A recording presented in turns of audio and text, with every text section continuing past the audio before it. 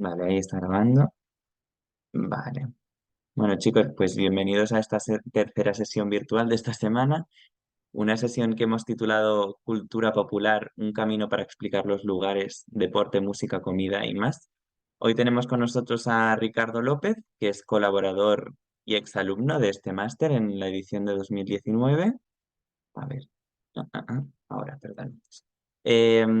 Actualmente dirige Ricardo es periodista, escritor, editor y actualmente dirige la división editorial de la revista Purgante y además ha trabajado ha colaborado con otros medios como Jotdown, para Altair Magazine, para Literal Magazine, en The Washington Post. En 2021 publicó además su primera novela, que es El viaje romántico, y es una crónica de viajes un tanto poco convencional. Ahora Ricardo os explicará si quiere un poquito más sobre la novela y por qué es poco convencional.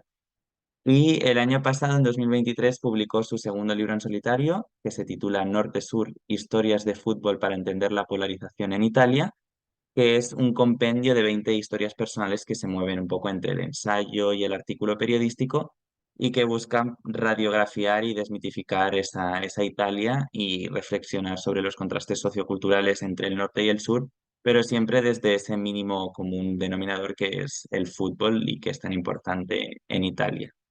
Entonces, dicho esto, os dejo con Ricardo, que no sé si tendrá alguna puntualización sobre la introducción y si no, pues os dejo con él. A ver si creo que lo hemos... Alberto, Sí. aquí estoy. Que quité la cámara que se me congela un poco la imagen cuando la pongo. Vale, Por si no favor, os... avísenme si no me están escuchando Ok, y, y probamos. Sí, te agradezco muchísimo. Digo, no, en realidad no vengo a hablar mucho de mi trabajo, sino me interesa compartir una serie de reflexiones sobre el viaje en torno a la cultura popular que yo creo que también ha tendido a sintetizarse o a analizarse desde una posición muy reduccionista, ¿no? Cuando entendemos cultura popular, a veces eh, tiramos por los mismos lugares de siempre y yo creo que es una cosa muy amplia, inabarcable, que nos sirve sobre todo para tomar el pulso a los lugares. Algo que me interesa mucho hablar en estas sesiones es cómo tomarle el pulso a los sitios como periodista, como creador de contenido, como eh, un poco, me interesa primero que reflexionemos en qué punto estamos situados. Preparé una introducción, espero que les resulte interesante y después ya abordar 100% la parte de cultura popular. Entonces, voy a compartir pantalla. Repito, si me congelo algo, avísenme para ver cómo solucionarlo. La ven, ¿verdad? sí, la vemos bien, sí. Perfecto. Bueno, repito, es una breve introducción que no me,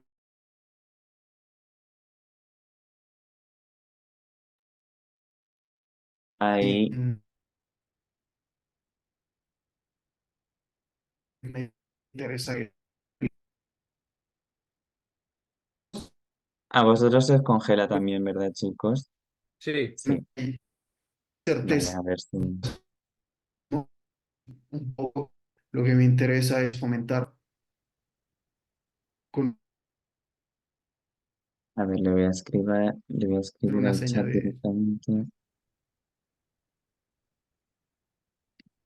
Ahora te hemos recuperado, pero se ha cortado toda la introducción.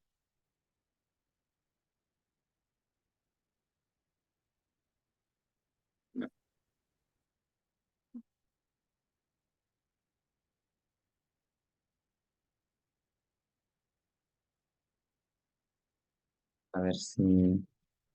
Igual, igual es por la cámara que al ponerla se corta, no lo sé.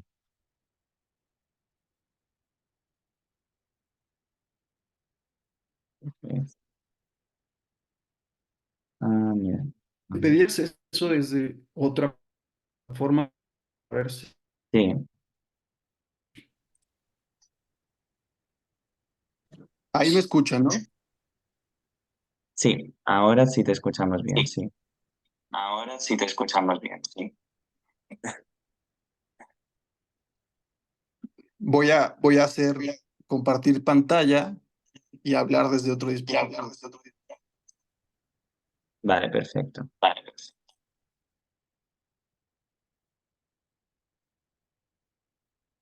Bueno, me escuchan bien ahí, ¿verdad?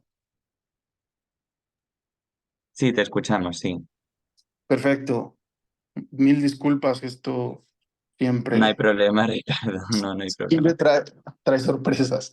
Listo. A ver, lo que hablaba es que eh, me interesa que nos cuestionemos cosas, es decir, no es una sesión de certezas y me interesa mucho sobre todo escuchar qué piensas sobre distintos temas. Lo primero es saber en dónde estamos situados.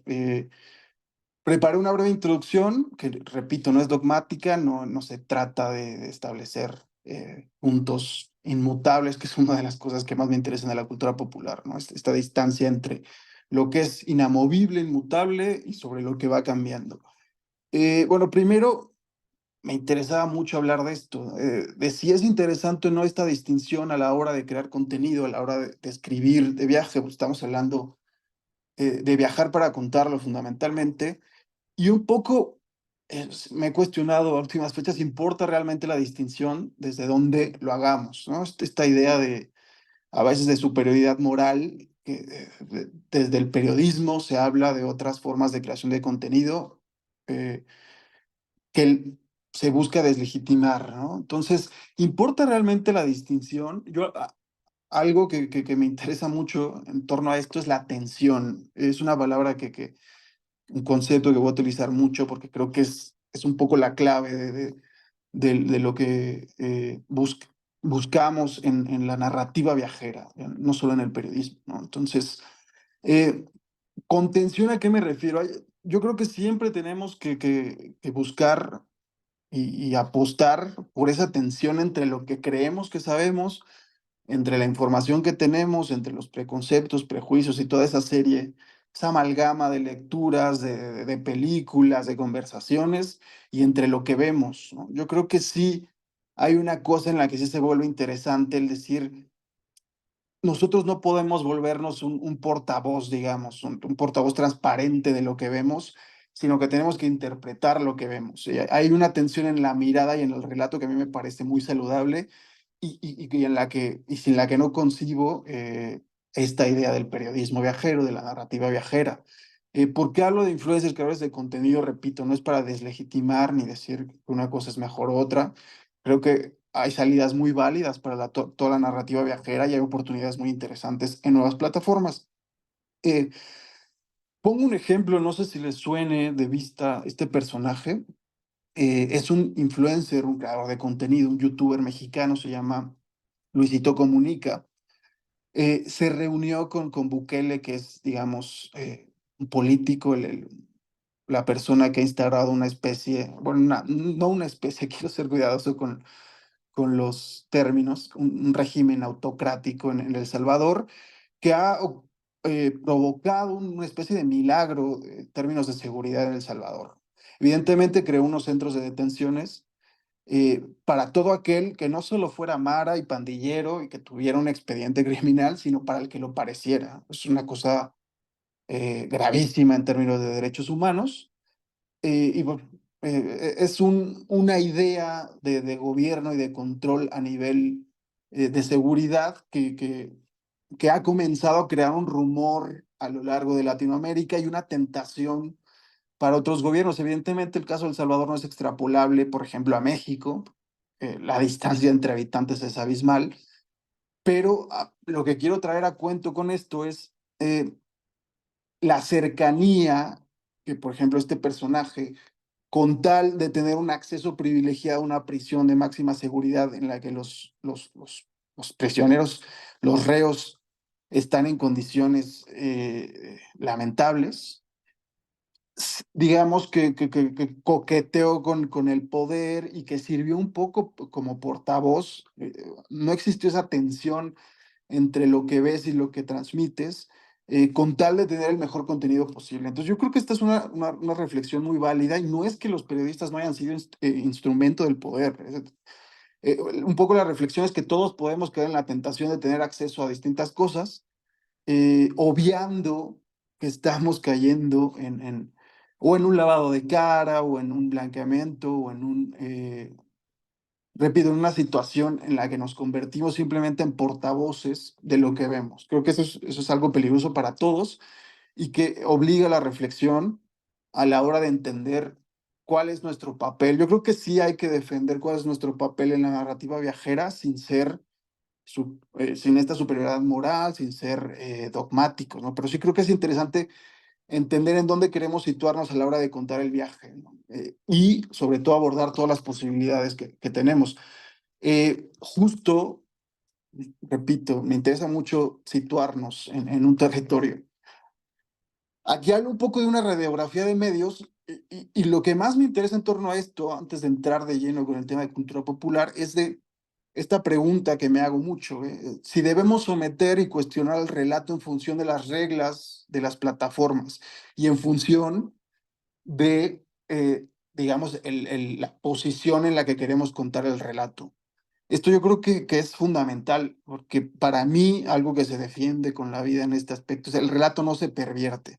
Es decir, ¿qué queremos contar? Y en función de esto, creo que la segunda reflexión es qué herramienta o qué plataforma me permite contar esa historia que quiero contar de la mejor manera posible, ¿no?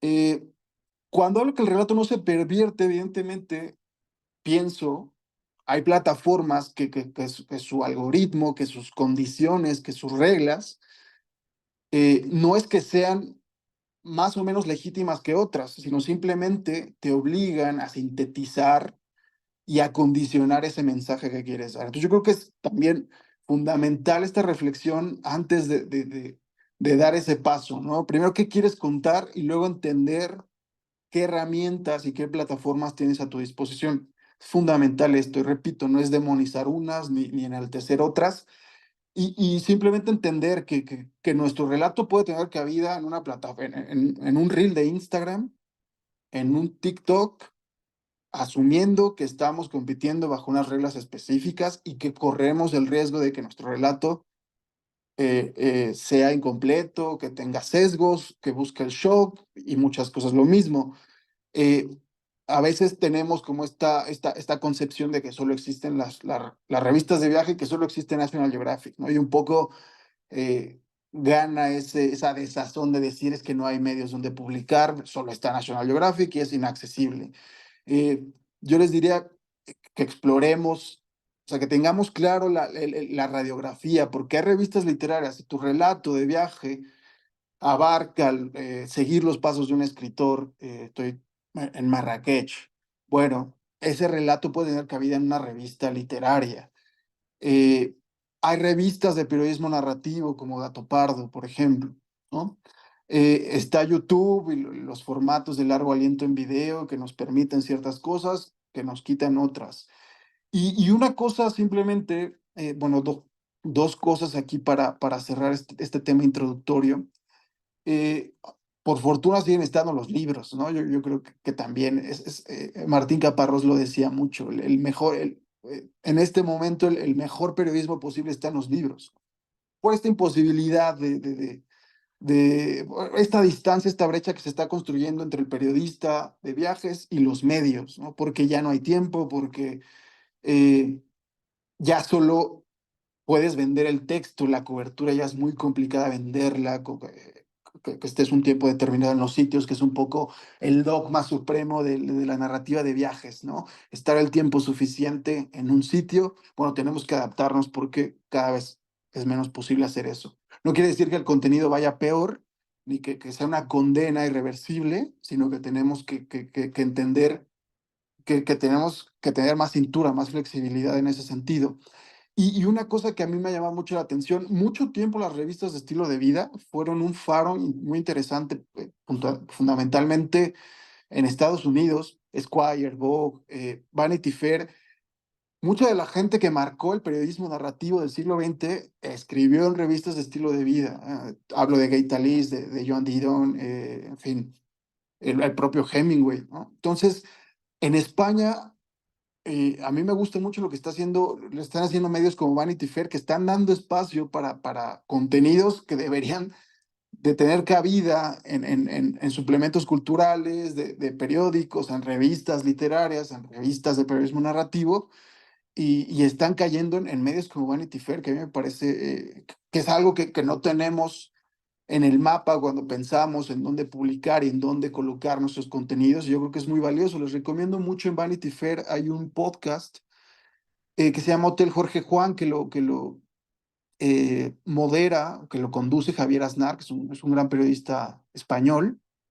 Recomiendo dos capítulos fundamentales sobre periodismo que tienen mucho que ver con los viajes. Enric González y Leila Guerriero. El de Leila Guerriero sigue los pasos de Truman Capote en Cataluña, reconstruye un poco la estancia de Truman Capote en la Costa Brava. Entonces es muy interesante. Simplemente me interesaba que tuviéramos como esta idea de que el relato no se pervierte, pero tampoco se demonizan los reels, ni los TikToks, ni se enaltecen los textos de largo aliento. Todo tiene una lógica en función de lo que querramos contar y cómo lo querramos contar, ¿no? Entonces, también hay que ser muy inteligentes en ese sentido de entender dónde queremos colocar ese texto, cuáles son las reglas y la mitología de esos espacios, ¿no? Yo creo que a veces no tenemos tan claro, queremos colar un texto en un periódico, en el suplemento cultural de un periódico, que podría vivir mucho mejor en una revista, por ejemplo, literaria. Simplemente me interesaba hablar de esto. Ahora sí, eh, cultura popular, como decía, no quiero sintetizar la cultura, a veces incluso la cultura popular se sintetiza en cómics, en cine, en cosas de cultura pop contemporánea, ¿no? Pero a mí lo que me interesa mucho es cómo estas manifestaciones culturales nos ofrecen pistas para tomar el pulso a un lugar. Voy a hablar siempre de tomar el pulso, es una cosa que me gusta, más que contar el lugar, creo que es interesante cómo le tomamos el pulso a los sitios. Tenemos cine, religión, deportes, música, lenguas, idiomas, comida, monumentos, arquitectura. Es súper interesante abarcar o contar un país a partir de sus monumentos, a partir de su arquitectura. Dicen un montón de cosas que a veces obviamos y que a veces no tenemos en cuenta.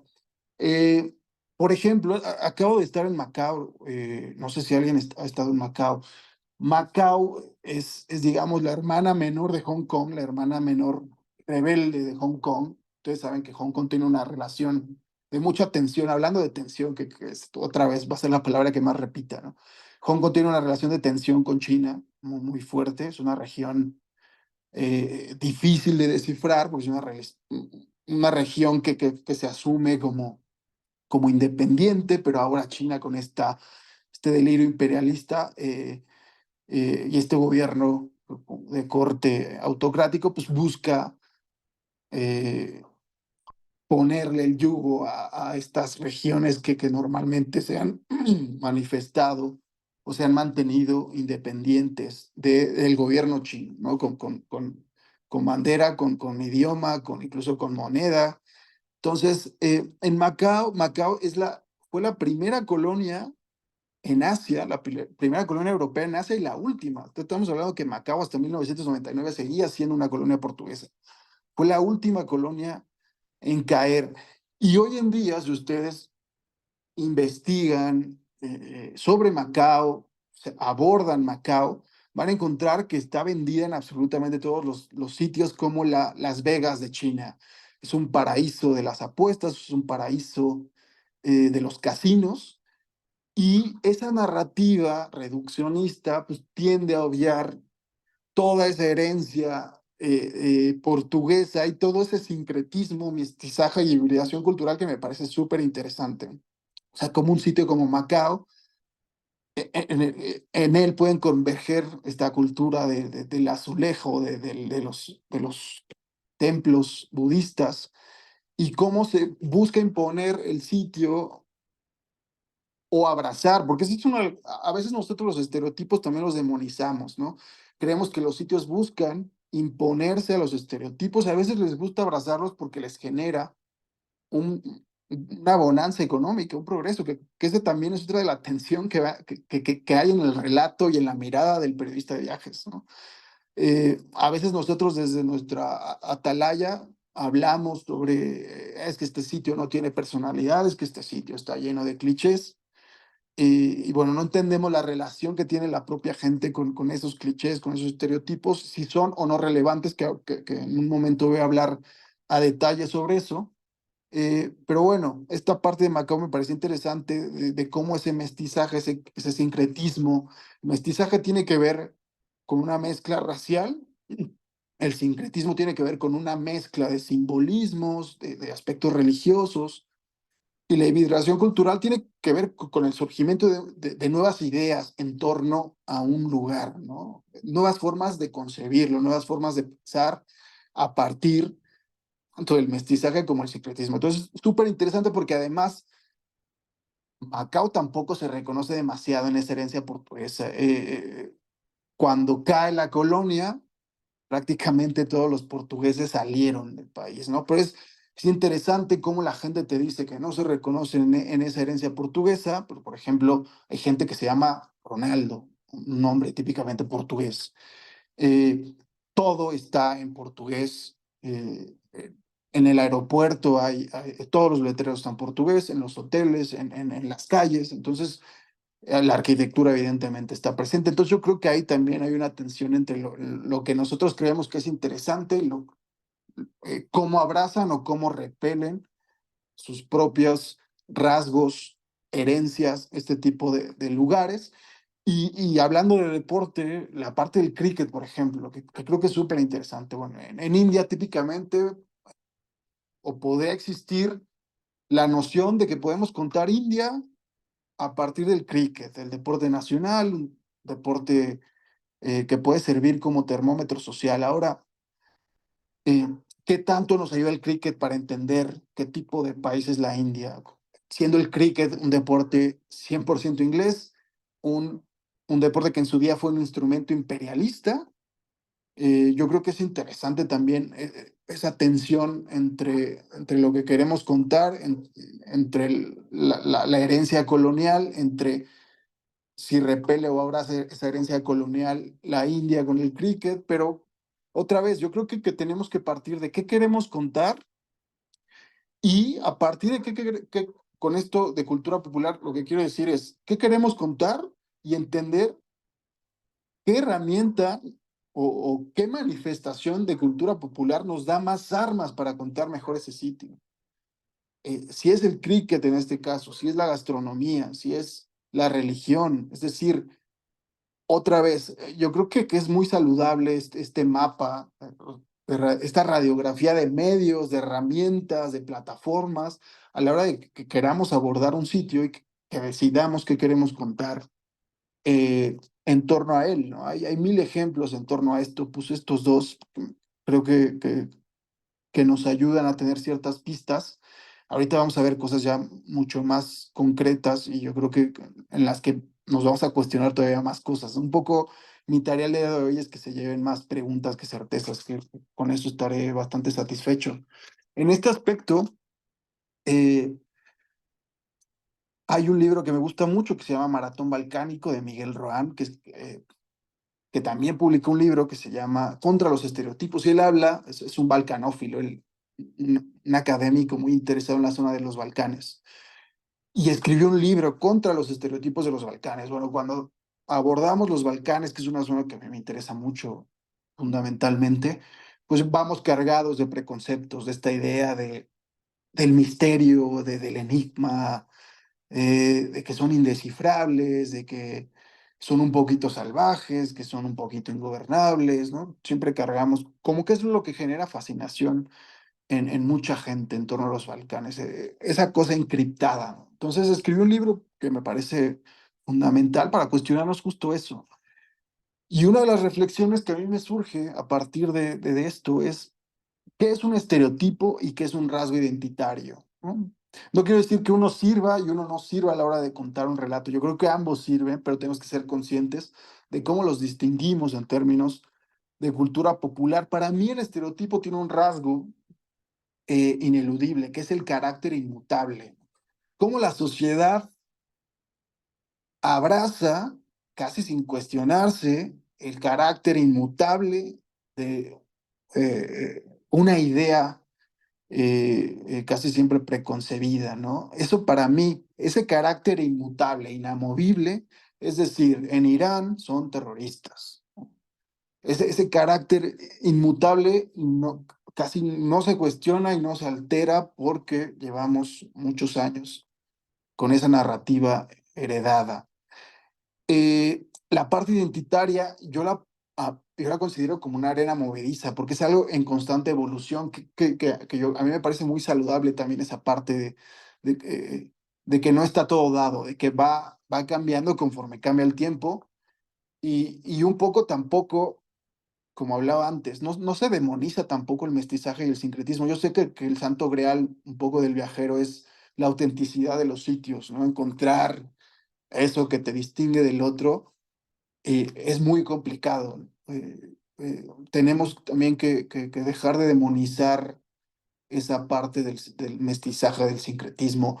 David Jiménez decía una cosa súper interesante, supongo que ya tuvieron alguna charla con él, ¿no?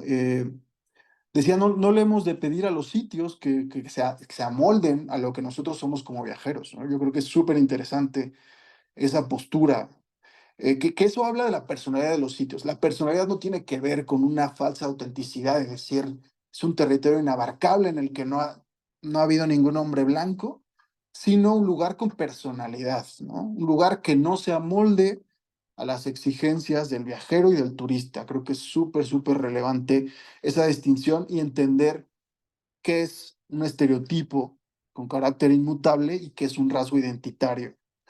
Eh, Quiero hablarles de una cosa que a mí me genera muchísimo interés en términos de reflexión. No sé qué tan controlado tengan el género o el subgénero de corridos tumbados en México. Bueno, en Latinoamérica está haciendo un boom como lo fue el reggaetón. Un poco el nuevo boom de América Latina son los corridos tumbados, que es un subgénero del regional mexicano, esta música de banda que muy asociada a glorificar y a enaltecer narcotraficantes.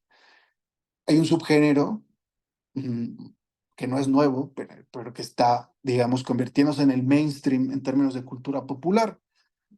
Este subgénero estaba asociado o tenía un carácter 100% marginal, carácter subversivo, porque incluso planteaba una narrativa anti hegemónica, antiestado, digamos, eran los bordes, eran los antihéroes, unas especies de Robin Hood que repartían el dinero que no repartía el Estado contra los pobres.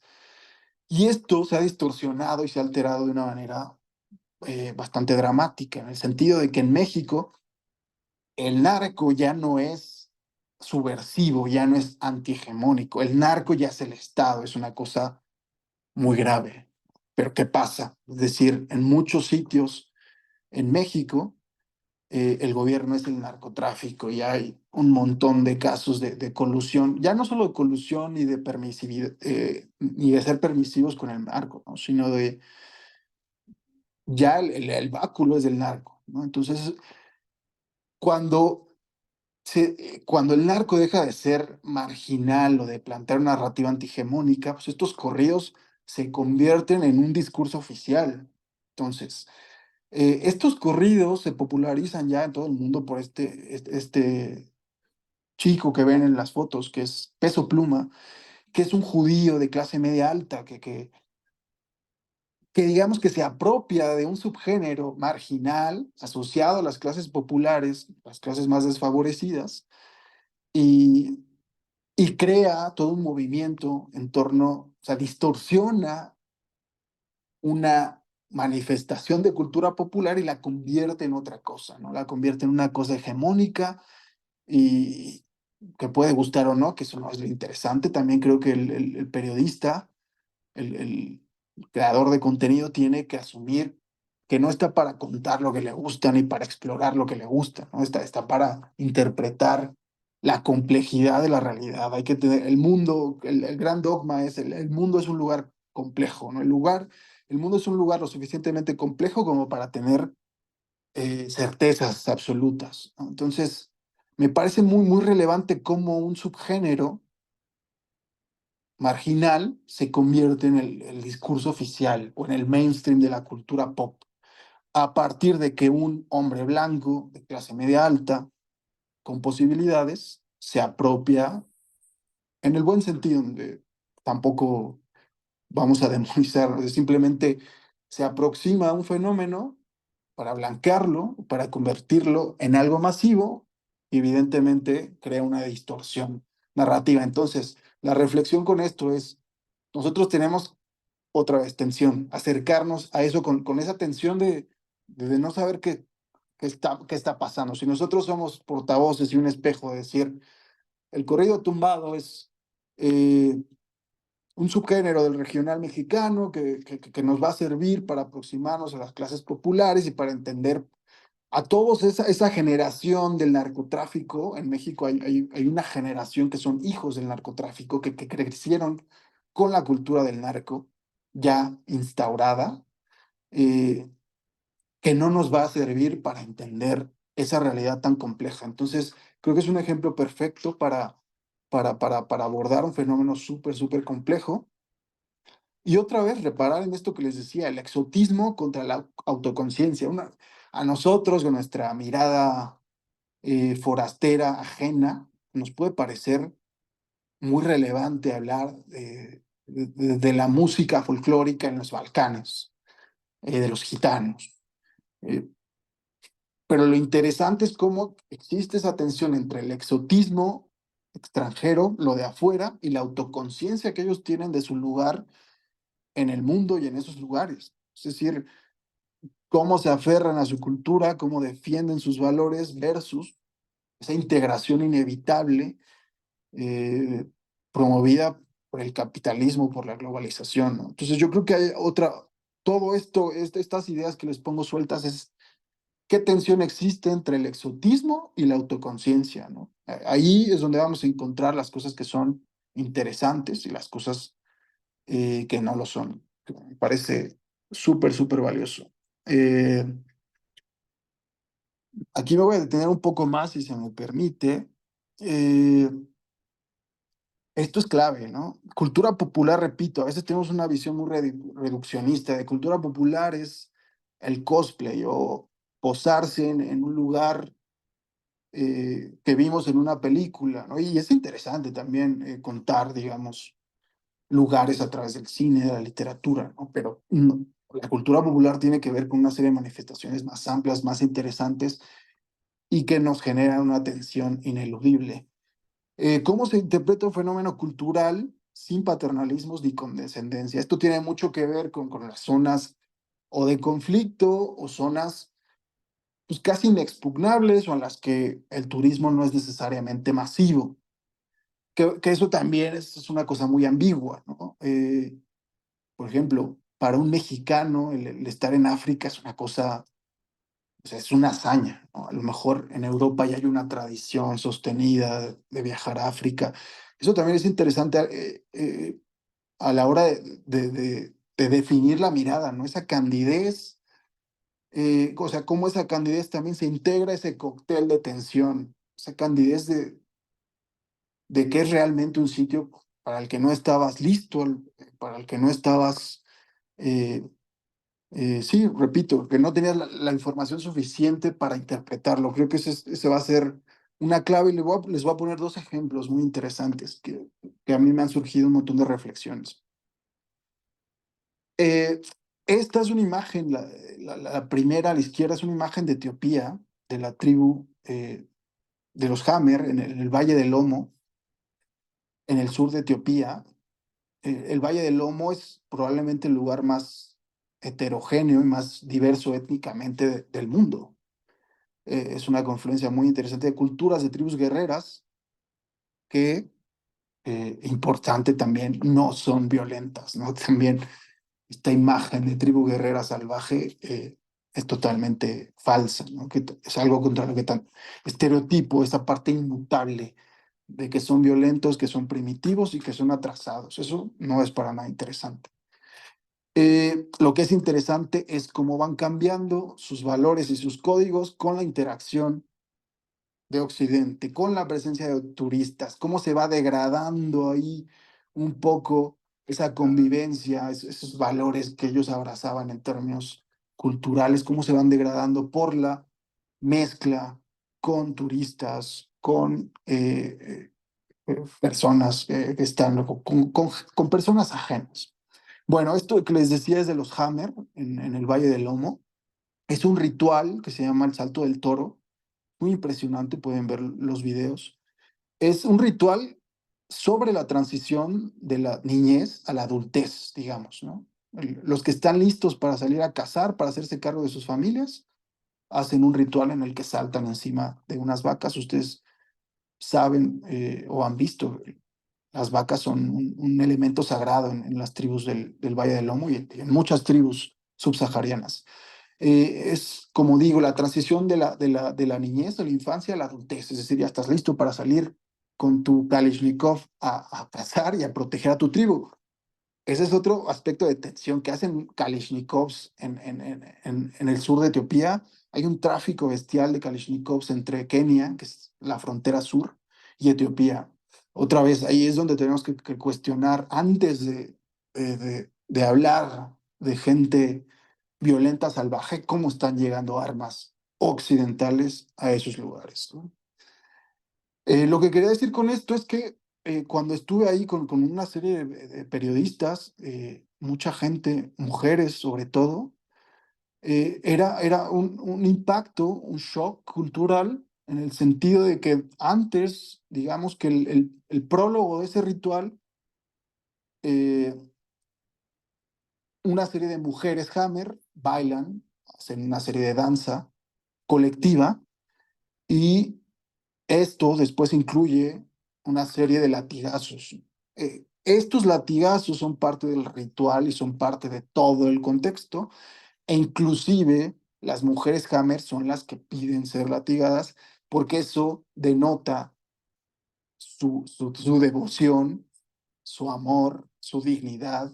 Es decir, es parte, es una parte ineludible de este ritual, ¿no? Entonces, lo que quiero decir con esto es que nosotros no estamos para juzgar si es bueno o malo con los códigos morales occidentales, culturales occidentales, pero tampoco podemos ser un espejo de eso, es decir, no podemos llegar a documentarlo y en crudo publicarlo sin ningún tipo de contexto. Aquí hay dos caminos que sucedió mucho durante el viaje que los estoy platicando. Un camino es que el desconcierto es tan bestia porque en algún punto confluimos, este grupo que era numeroso, confluyó con otros grupos que estaban llegando de turistas. Y de pronto la actitud de ciertos turistas, es decir, con cámaras gigantes, poniendo la cámara en la cara a los niños Hammer, por ejemplo, desconcertó a mucha gente porque en algún momento lo convirtió en una especie de safari humano, es decir, era una imagen muy potente que estabas presenciando un ritual ancestral en un lugar del que no controlas muchas cosas y al mismo tiempo había una tensión entre lo que veías del resto de gente, ¿no? Que otra vez no es esta superioridad moral de yo soy periodista, este es turista, que esa dicotomía es absurda, necesaria, innecesaria, dije. Pero por supuesto que provocó una serie de reflexiones en torno a estamos o no estamos en un safari humano más que en una expedición periodística por todo lo que estaba sucediendo. Y en ese sentido había dos caminos. Digo, les estoy contando esto porque no hay nada más de cultura popular que la estructura de jerarquías, de los códigos de comportamiento, de cómo el cabello, los peinados definen su jerarquía en sociedad. O sea, no hay nada más de cultura popular que una tribu ancestral, ¿no? Esta esa transmisión del saber oral me parece a mí fantástica, por eso estoy hablando mucho de esto. Y hubo dos caminos, después de este desconcierto había dos caminos posibles. Mucha gente optó por no publicar nada, es decir, era tal el desconcierto, era tal la incapacidad de comprender lo que estaba ocurriendo, tanto los latigazos, el salto, las Kalashnikov, las cámaras en la cara, gente. inconsciente grabando en la intimidad de una tribu. O sea, era una cosa que costaba abarcar. Y mucha gente optó por no, es decir, esto me lo quedo y esto no tengo nada más que añadir de lo que ya está circulando en Internet, ni tengo la licencia moral, ni ética, y probablemente intelectual de publicar esto. Y es un poco la reflexión que les hablaba antes. En un reel de TikTok esto no cabe en el sentido, no quiere decir que no se pueda publicar, sino que lo que vamos a provocar es una sensación simplemente de shock, de exotismo, de decir, mira cómo están brincando a unas vacas, porque nos va a costar mucho trabajo poder contar en TikTok y en un reportaje de 4 páginas, ¿no? Entonces, ahí es donde ustedes tienen que hacer esa reflexión, esas preguntas de decir, ¿qué quiero contar? ¿Cómo lo quiero contar? Y el tema es que no hay tampoco, o sea, lo interesante del caso es que no hay un camino legítimo, no hay una vía. Es decir, aquí no vamos a venir a hablar de esta es la manera de documentar los Javas. No existe. Eh, pero lo que sí creo que me interesa mucho también compartirles es que yo sí soy de los que defiende que el periodista, es decir, hablo del periodista como gremio, la profesión, que luego puede haber buenos o malos exponentes, pero la profesión tiene licencia moral e intelectual para documentar esto. El periodista debe estar preparado para documentar esto. Tiene la licencia. Una cosa es que la utilice de una manera responsable. Y esto tiene que ver con qué tan cargada o vacía tenga la mochila, ¿no? La mochila de lecturas, de conversaciones, de reflexiones, pero la licencia, o sea, yo sí creo que el gremio como tal tiene la licencia de adentrarse, de documentar esto, porque es necesario. El tema es si está a la altura o no está a la altura, que es donde nos hemos quedado cortos, muchos. Eh, la otra es una imagen de la Ashura, que es, digamos, la festividad más importante en Irán. Irán, como saben, es un país mayoritariamente chiita que lo distingue de la mayoría de los países musulmanes que son sunitas. Es, digamos, el faro del chiismo. Y este es una conmemoración religiosa eh, en la que honran la caída de un mártir, del nieto de Mahoma, que tiene mucho que ver con las distancias ideológicas entre chiismo y sunismo. Esto es interesante porque otra vez, es una peregrinación masiva en la que vemos a gente flagelándose y autoflagelándose. Entonces, ¿cómo interpretamos eso con los códigos culturales occidentales o con nuestros preconceptos, con nuestros prejuicios, con nuestras bonanzas, con nuestras miserias, ¿no? Creo que es súper interesante cómo abordamos eso. Otra vez hablando de religión, religión.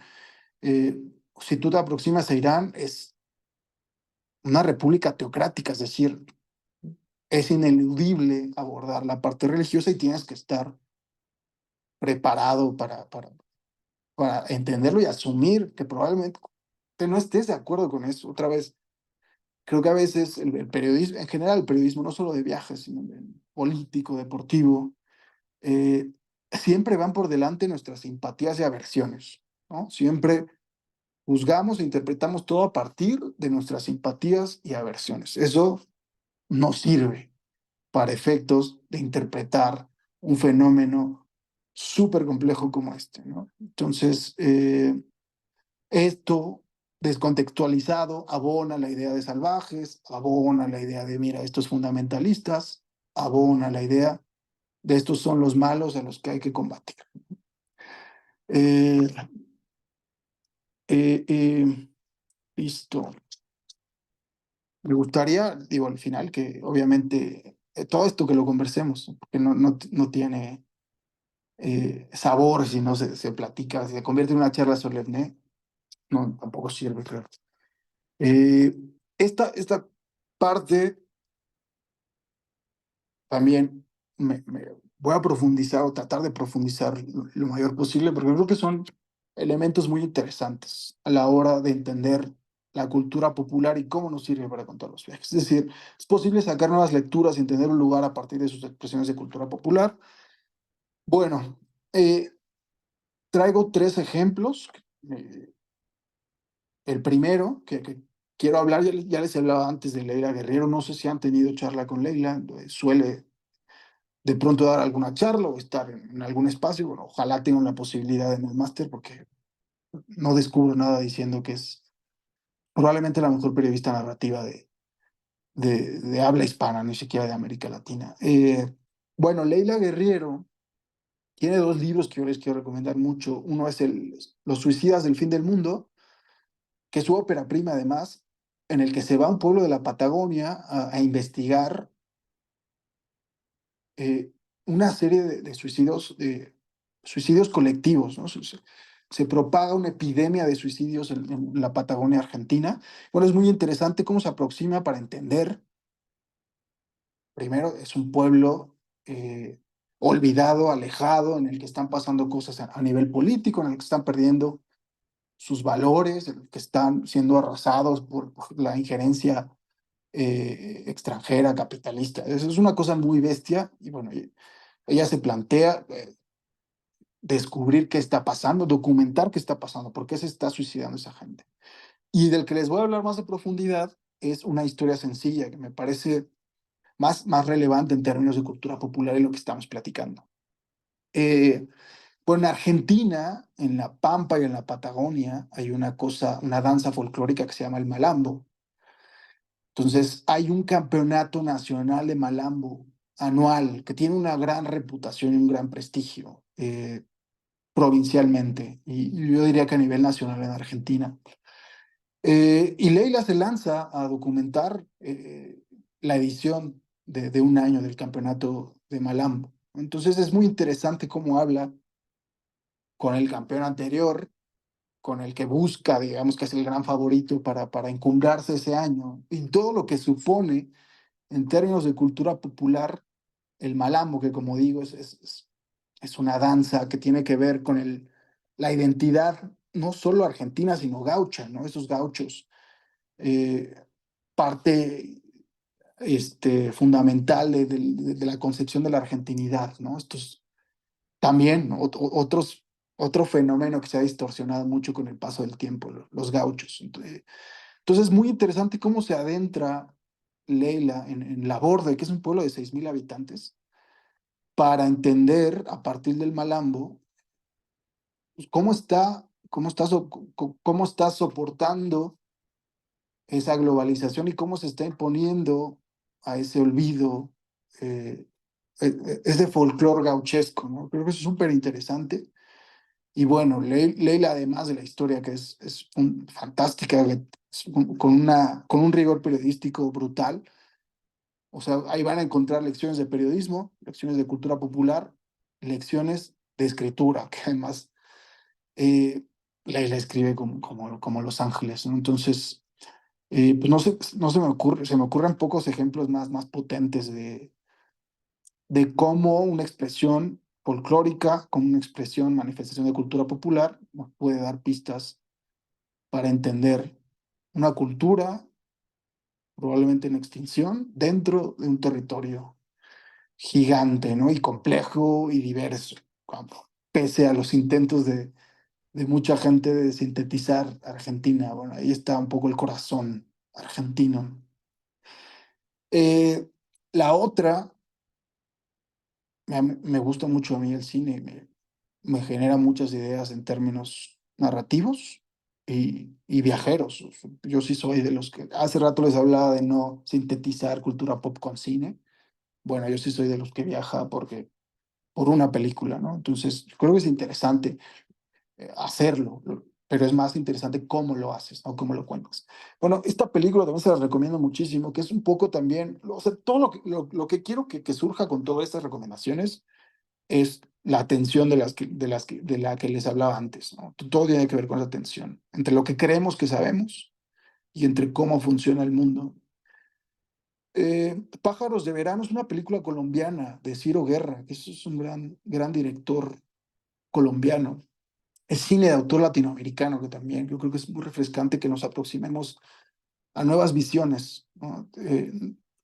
A veces nos quedamos con la visión hollywoodense de Colombia, de la Colombia profunda, ¿no? Del México profundo. Creo que es, digo, con sus honrosas excepciones, creo que es problemático de entrada. Bueno, Pájaros de Verano es una manera de aproximarse al origen del narcotráfico en Colombia, es decir, a la época de bonanza del narcotráfico, cuando surge realmente la semilla del narcotráfico en Colombia, y en lugar de aproximarte enalteciendo, glorificando y romantizando a los narcos, como el 95, 97% de los contenidos que circulan en libros, películas, series, lo hace Ciro desde una tribu indígena, los Wayuu, en la Guajira colombiana. Súper interesante. Entonces, una tribu, otra vez, una tribu indígena, un pueblo, digamos, con valores ancestrales, se degrada y se pervierte ante el descubrimiento, ante la injerencia de alguien, ante la presencia ajena, descubren el tráfico de marihuana y se dan cuenta que les genera riqueza, que les genera dinero, y luego se dan cuenta que con el dinero pueden comprar cosas y pueden hacer cosas que no pensaban que podían hacer. Entonces, en lugar de aproximarnos al narcotráfico con una historia de nota roja que no va a aportar nada relevante a la narrativa, nos, creo que es súper interesante entenderlo a partir de cómo está alterando la diversidad étnica en La Guajira, en Colombia, ¿no? Y cómo una tribu entra en esa tensión entre sus valores, su cosmogonía y lo más, el acto probablemente más capitalista contemporáneo, que es el narcotráfico, ¿no? El tráfico, el consumo, todo lo que genera esa cadena de consumo. Cómo degrada sociedades, cómo degrada civilizaciones, cómo degrada lugares, ciudades, estados, países, es impresionante. Bueno, se las recomiendo muchísimo. Eh, bueno, esto me planteé mucho si integrarlo o no, porque no, como les decía, no vengo a hablar de mí, simplemente eh, a mí me interesaba mucho la polarización, o sea, me interesaba mucho un país como Italia, fundamentalmente. Italia me interesa mucho y me llamaba mucho la atención, siempre me ha llamado mucho la atención, esa polarización norte-sur. Eh, Cada que hablas con alguien de Turín, la concepción que tiene de alguien de la Italia insular o de la Italia sureña, ya sea calabrés, sea napolitano, es bueno, a mí me impresiona muchísimo. No estoy diciendo que sea exclusiva esa polarización italiana, ¿no? Porque sabemos que la narrativa o la dicotomía norte-sur pues, es global, ¿no? Muchos países son mitologías totalmente distintas, supuestas. Pero en Italia yo creo que se aborda con una sinceridad muy interesante y apabullante, ¿eh? Y que desconcierta. Es decir, creo que, eh, y ahí yo me planteaba, bueno, lo que les decía antes, yo quiero hablar de la polarización en Italia, ese fue el racional, ¿no? Porque me parece un fenómeno súper interesante. Y yo planteándome qué expresiones de cultura popular me podían servir para contar esa polarización, es decir, en dónde se magnificaba esa polarización. Si hay un lugar en el que es una especie de licuadora, un cóctel en el que puedes tener lo mejor y lo peor de la sociedad, donde la sociedad se siente con licencia de hacer absolutamente cualquier cosa y saca lo peor, y como digo, lo mejor de sí es el fútbol. Entonces, yo en lugar de abordarlo como un libro de fútbol italiano, lo abordé como un libro sobre la polarización de Italia a partir del fútbol. Entonces, eso me dio a mí, uno, la salida con una editorial que se dedica a publicar libros de fútbol, ¿no? Entonces, Lo que quiero decirte con esto es que hay que tener esa cintura de flexibilidad para decir, a la hora de colocar tus textos, tus contenidos, entender, entenderlos en toda su complejidad. Oye, este puede ser un texto académico sobre la polarización en Italia, pero también funciona en, en, en editoriales, en medios, en revistas de fútbol o de deporte, en revistas viajeras, porque hay descripciones de sitios, hay conversaciones, hay interpretaciones. Entonces, con lo que quiero que se queden de esto es eh, cómo con un relato podemos abarcar distintas cosas, teniendo claro qué queremos contar, que es una de las cosas con las que iniciaba, qué queremos contar. Y después viene la decisión intelectual. Hay dos decisiones, la intelectual, de dónde lo quiero colocar y por qué, y la decisión moral que me parece también súper interesante. Si lo que estoy contando o lo que quiero contar es relevante, si estoy descubriendo una nueva mirada, tampoco es una competición de cosas nuevas y de, sino nuevas miradas simplemente. Si podemos hablar de Madrid, hacer una crónica de viaje en Madrid, puede haber 200 crónicas de Madrid y siempre se agradece y siempre es recibida y bienvenida una nueva mirada. Entonces, son dos decisiones, la intelectual de cómo, o sea, qué quiero contar, cómo lo quiero contar y dónde quiero contar, y la moral, ¿no? De si no estoy distorsionando algo de lo que soy incapaz de comprender, que eso también eh, yo me lo planteé mucho, ya. Es decir, yo tengo la licencia intelectual para hablar de la polarización entre norte y sur de Italia, siendo un mexicano que además no ha vivido en Italia, es súper difícil, ¿no? Porque además puedes pasar 2 años en un sitio, 3 años en un sitio y no le puedes tomar el pulso. Puedes pasar 2, 3 días y encontrar ciertas pistas, ¿no? No quiero decir entender un lugar, y esto es un poco la reflexión final en ese sentido. No encontremos certezas ni narrativas absolutas, propongamos nuevas miradas, ¿no? Creo que es más interesante y más abarcable para los tiempos que corren, ¿no? Para el tipo de periodismo que podemos hacer con la precarización, con las líneas editoriales de los medios, con los espacios. Todo eso creo que nos obliga a proponer nuevas miradas, ¿no? Es un poco la reflexión que me gustaría dejar en torno a esto. Podemos hablar, digo, quien le interese, podemos dejar ahí un contacto para seguir conversando, dejar más recomendaciones, porque hay un montón de cosas. Eh, Se me quedaba algo pendiente de esto, creo que no. Lo que me interesa es escucharlos para seguir. Digo, si hay tiempo, si no, lo podemos dejar sin ningún problema aquí. No, sí, Voy por a... supuesto, tenemos tiempo para preguntas, para debate, tenemos tiempo de sobra, sí. No sé si, chicos, alguno de vosotros quiere hacer algún comentario, hacer alguna pregunta, decir alguna cosa.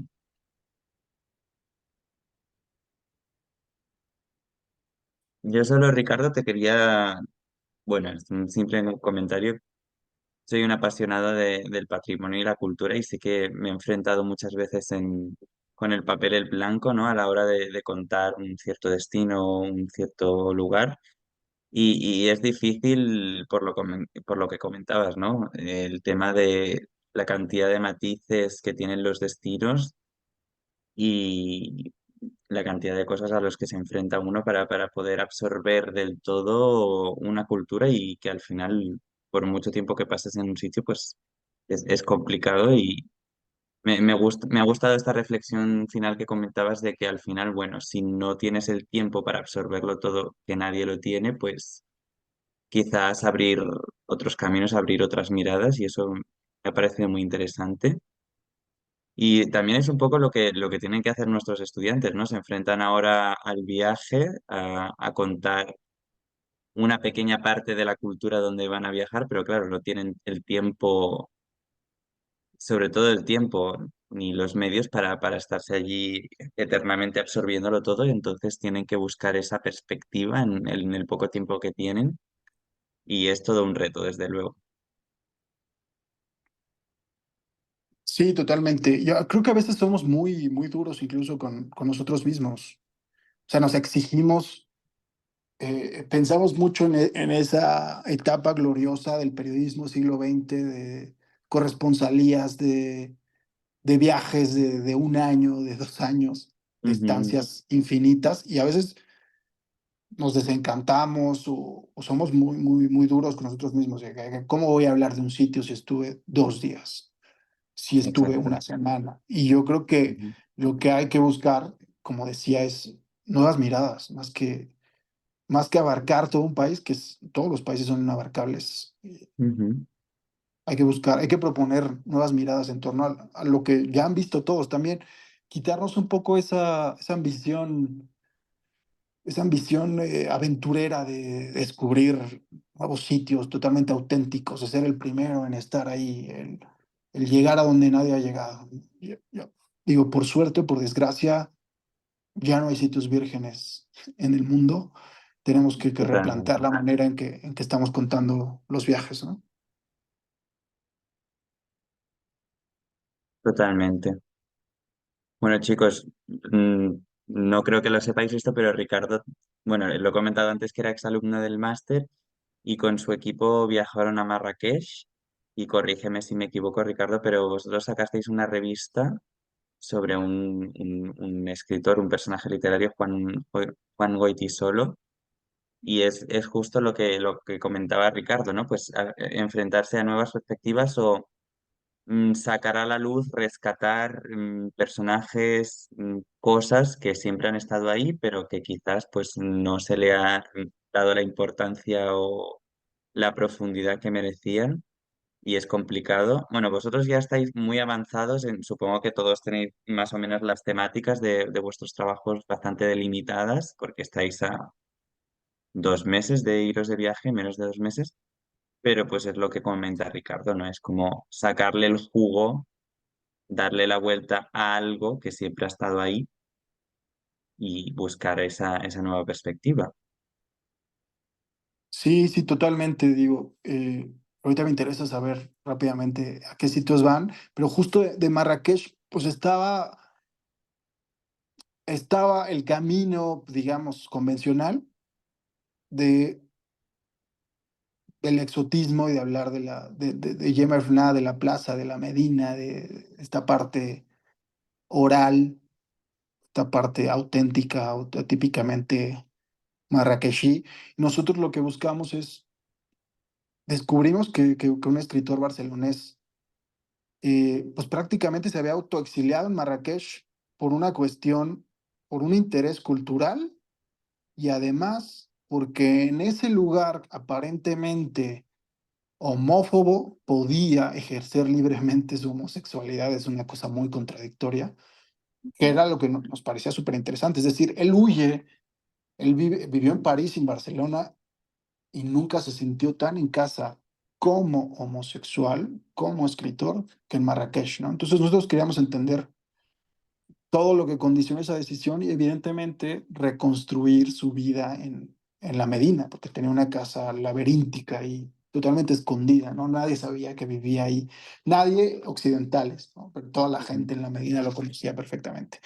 Eh, ya hay una mano levantada, por favor. Sí, Trinidad, adelante. Sí, no, quería preguntar, pedir recomendaciones, eh, ya que fuiste a Marruecos con tu grupo, eh, sí, para ir eh, con los cuidados de esto que decías, de no caer en estereotipos, etcétera. Digamos, ¿qué manera, aparte de, no sé, leer información sobre la cultura, tipo, pero más puntualmente o alguna sugerencia, recomendación por tu experiencia? Hola, Trini. Súper interesante. Pues mira, yo te diría que para preparar el viaje, bueno, si puedes, que es algo de lo que nos dicen mucho en el máster, ¿verdad? Nosotros nos recomendaron mucho, ¿no? Establecer contactos previos y ir preguntándole a gente local sobre cosas, tener el termómetro político, social, económico, cultural del lugar, creo que ayuda muchísimo. Y yo sí soy una persona que, digamos que todos los viajes los preparo, o sea, la literatura para mí es fundamental. Eh, sí te diría que siempre tiro por el camino de los libros para sensibilizarme con los sitios. Hay un autor de Marruecos que es fundamental porque fue, digamos, la bisagra entre el mundo occidental y ese mundo árabe popular, porque además en Marruecos está esa tensión también entre el árabe culto y el árabe popular, el Darija. Entonces, se llama Mohamed Shukri, este escritor, que es un escritor muy asociado a la Beat Generation, a la generación Beat de Jack Kerouac, de William Burroughs, pero es un hombre que sirvió como bisagra para esa puerta de entrada que a mí me parece muy saludable para ese mundo. Marruecos, muy asociado a los bajos fondos, dicho sea de paso, ¿no? Yo creo que lo interesante en torno a Marruecos es esa cultura popular, es ese árabe popular. Para mí, eh, sí, la parte de Tánger ya más, como te decía antes, de esta idea de hibridación cultural ya más occidentalizada, pues bueno, puede resultar menos interesante. Pero pues, te diría que explores mucho la obra de Chukri y ahí vas tirando de más sitios. Pero la literatura para mí es fundamental. Gracias. ¿A dónde más van? Perdón. Sí, chicos, si puede salir alguien de cada grupo a explicar un poquito dónde vais y nada, un poquito de vuestro proyecto para que así Ricardo también sepa. Nosotros vamos a Malta y vamos a hacer un proyecto sobre las leyendas de Malta. Será un libro con imágenes y queremos traer el punto de vista de las personas. Entonces, la idea es hacer algo con los ojos de las personas. El nombre se llama Los Ojos de Malta y, y nada, pues eso, básicamente. Uy, qué Pues interesante. Muchas gracias por compartirlo. Suena súper, súper bien. También piensen mucho, digo, Malta es un lugar también súper interesante por diversos motivos y también creo que poco contado. Ahora está de moda en términos turísticos, pero yo creo que nadie lo está contando realmente. Una cosa en la que piensen mucho, que yo recomendaría, es la repercusión, o sea, la continuidad de su proyecto. No lo piensen como un proyecto, como un aquí y ahora, es decir, es para el máster, salgo de paso, lo puedo hacer mejor o peor, pero bueno, es para el máster. No piensen en la repercusión y en la continuidad que puede tener eso, ¿no? Yo creo que eso es lo valioso, porque si se quieren dedicar a esto, es su carta de presentación, es su puerta de entrada a otra cosa, ¿no? En el caso de nosotros hicimos una revista literaria, que bueno, yo tengo mucho interés en la prensa escrita, y colocamos la revista en Altair, se sigue vendiendo ahí, es decir, piensen más allá del máster, ¿no? Ya sea un documental, sea un libro, sea una revista, sea no sé, a veces nos sorprenden con los formatos. Yo soy ahí un poco tradicional, pero luego veo cosas impresionantes que digo, pero piensa en eso, en la repercusión, en la posteridad y en la continuidad, ¿no? Gracias. sí, la revista de Ricardo, yo estoy casi seguro de que le habéis echado un vistazo en algún momento al principio del máster, pero si no, la tenemos en la oficina, así que si os pasáis en cualquier momento, os la podemos enseñar, os la podemos dejar. Y después tenemos el otro grupo que va a Creta, que hace un destino que hace bastante tiempo que no visitamos. Sí, Andra, si nos lo puedes contar un poquito. Sí, eso justo iba a ser. O sea, nosotros vamos a Creta, o sea, somos 6 personas y bueno, el proyecto nuestro va sobre la producción láctea de la isla y nos vamos a enfocar sobre todo en los negocios pequeños, medianos, o sea, queremos ir a granjas, queremos ver un poco básicamente de la producción hasta que el producto se vende, ¿sabes? O sea, entonces estamos mirando también restaurantes o sitios donde, bueno, ya Ahí están los productos de quesos, helados, bueno, de todo. Hay mucho, bueno, de leche de oveja y de cabra, la mayoría de los productos. Entonces la idea es esa. Wow, qué Y interesante. sí, no, perdón, Ricardo, yo iba a preguntar, porque esto sí que no lo sé, el formato, ¿habéis elegido ya un formato para Sí, contarlo? va a ser como una tipo revista libro. O sea, tenemos pensado, tenía yo un ejemplo que no me acuerdo cómo se llamaba, pero sí, la idea es algo entre revista y libro. No tenemos todavía pensado bien digamos, el índice, entonces un poco al final, depende de cuánto de grande sea, veremos cómo acaba siendo. Gracias, Sandra. Bueno, Muchas gracias. Sí, qué interesante. Digo, yo soy un defensor del papel, entonces, pues digo, los proyectos del libro revista, pues me entusiasman especialmente, pero justo hablábamos antes de las nuevas formas de contarlo y o sea, ustedes tienen que valorar no solo esa continuidad de la que les hablaba, sino el alcance también. Eh, ahora, otra vez la lección, no hay que pervertir el contenido con miras a tener más alcance, ¿no? Las historias son lo que son, siempre van a encontrar a los lectores. Eh, tenemos que asumir que también tenemos un techo específico, ¿no? A veces queremos que nuestras historias lleguen, bueno, las historias son las que son, nuestros lectores, pues, es mejor que se lleven una buena sensación de ese texto, las personas que se lo tengan que llevar a que llegue a más gente de maneras descontextualizadas y que no sirven para abonar esta idea de interpretar el mundo, ¿no? El mundo es un lugar complejo otra vez. completamente.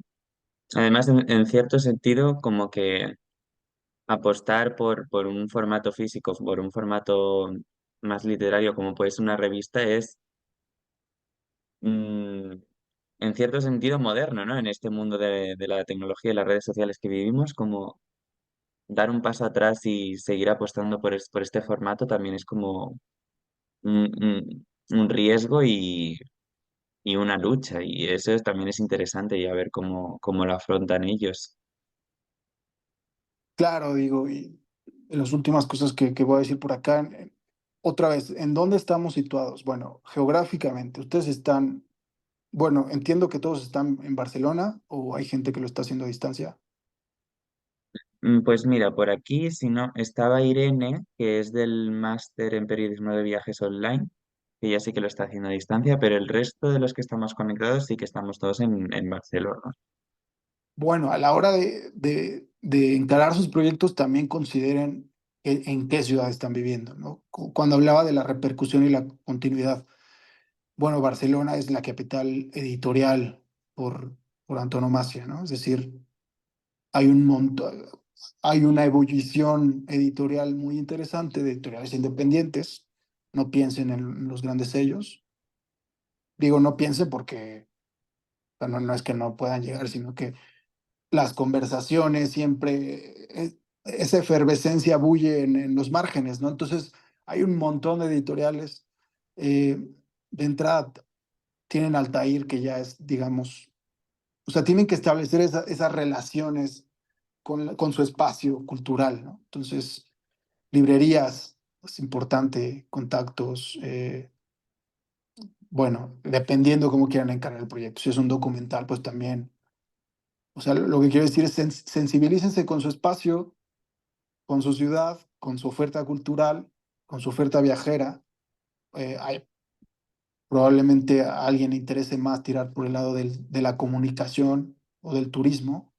Bueno, hay un montón de ferias. Ahí hay agencias de viaje, está Altair tiene su propia agencia, está Rift Valley para los que les interese África. Entonces, sensibilícense con su espacio, o sea, y por ahí tiren la parte del proyecto, ¿no? Que yo creo que es clave, no es lo mismo para mí publicar en Ciudad de México algo de viaje que a ustedes en Barcelona. Hay una cultura viajera.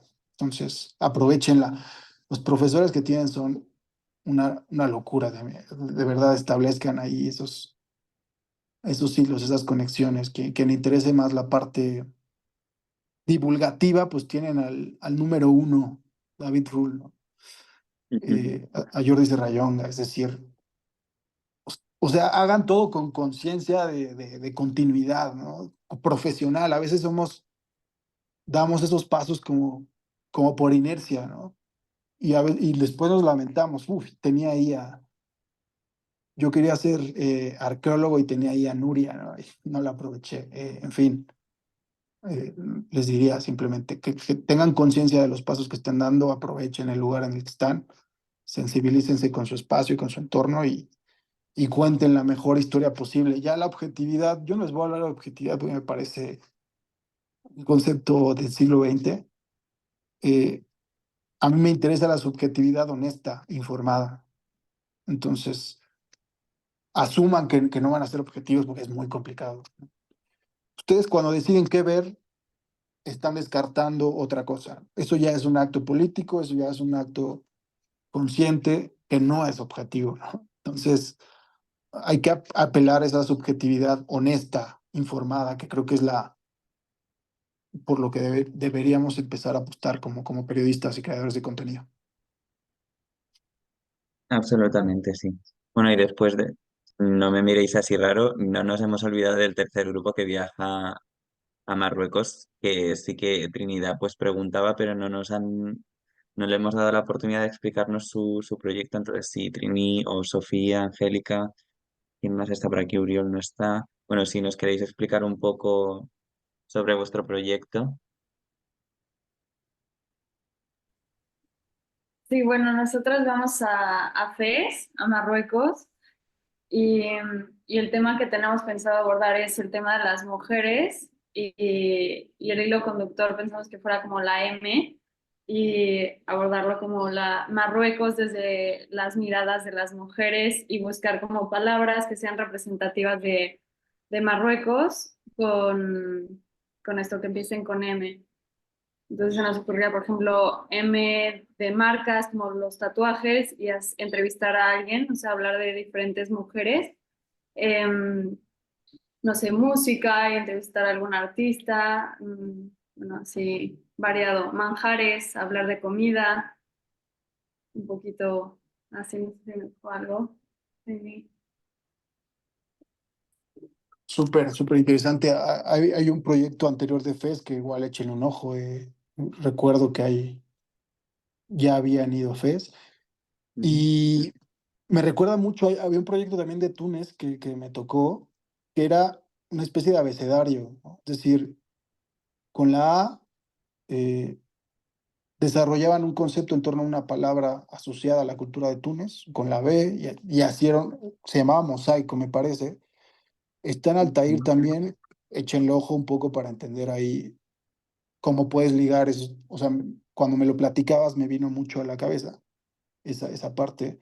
Eh, y bueno, que creo que la parte estética pues es también súper, súper interesante en términos narrativos. Desde luego.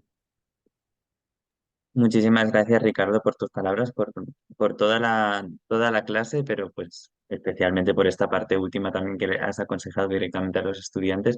No sé si, chicos, tenéis alguna pregunta más, algún comentario o alguna cosita que queráis añadir,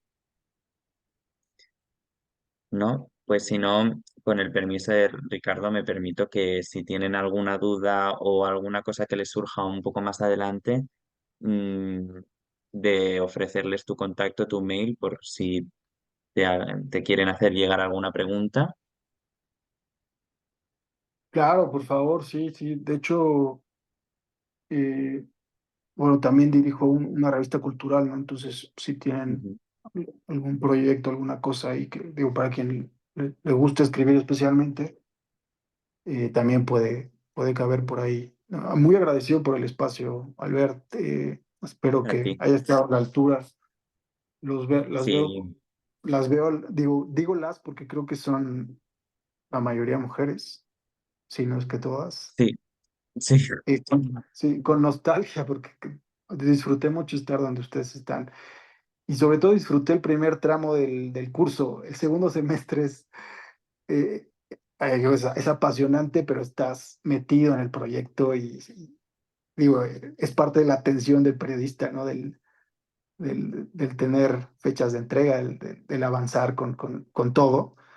Pero bueno, esa primera parte creo que es un poco más disfrutable en términos de descubrimientos, ¿no? Como que ya después llega el proyecto, lo encaras y se vuelve ya literalmente una redacción, ya es una atención muy interesante, muy saludable también, creo yo. Desde luego. No, desde luego, ahora se les viene una recta final antes de verano y después de verano interesante, interesante. Ya están Interesante. sudando literal y públicamente. Y bueno, mucha suerte, mucho éxito. Oye, querido Albert, digo nada más una petición, si se puede, Sí, podrías tomar una captura, nada más quiero inmortalizar claro, por supuesto, el sí. momento, agradecerles mucho el espacio, de verdad. Gracias por conectarse. Mm, Pues a ver, no sé si los que tenéis la cámara apagada podéis encenderla un momento. Vamos a tomar una captura de pantalla. A ver, usar esto. Va directo Mm. a TikTok, ¿eh? Entonces, Vale, pues una, dos, tres. Vale, creo que.